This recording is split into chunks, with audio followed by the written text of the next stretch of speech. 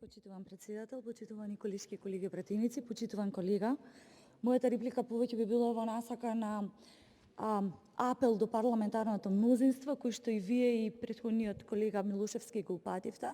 Имено навистина ме загрижува како пратеник кој што можеби припаѓа во помладата генерација на пратеници овдека во рамките на собранието, да сведочам дека на дневен ред во континуитет имаме кадар кој што доаѓа, а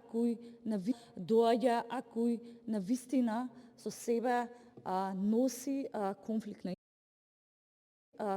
на интерес и навистина една не може да придонесе до една понезависна и постручна институција.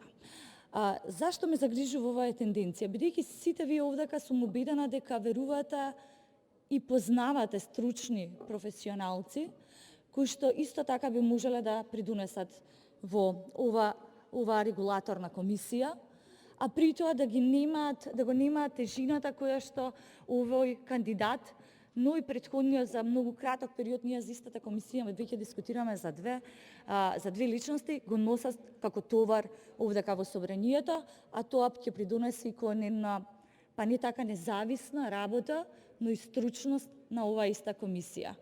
Од тука апелирам навистина кога пристигнуваат кадровски решенија во собранието, навистина не е позитивна пораката која што се испраќа и до младите луѓе кои што останаа во Република Македонија, а кои се надеваат на еднакви можности заедно со сите нас.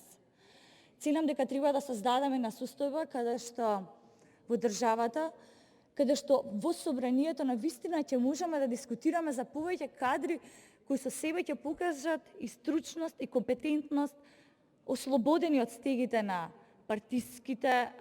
партиските кадрови политики, ослободени од партиската агенда и навистина ќе придонесат кон едни независни институции кои што ќе бидат во можност да испорачат квалитетни услуги на граѓаните. Затоа апелирам навистина е крајно ова е една голема хипокризија да дискутираме за кандидати кои што имаат конфликт на интерес, а за една ваква значајна регулаторна комисија. Ви благодарам.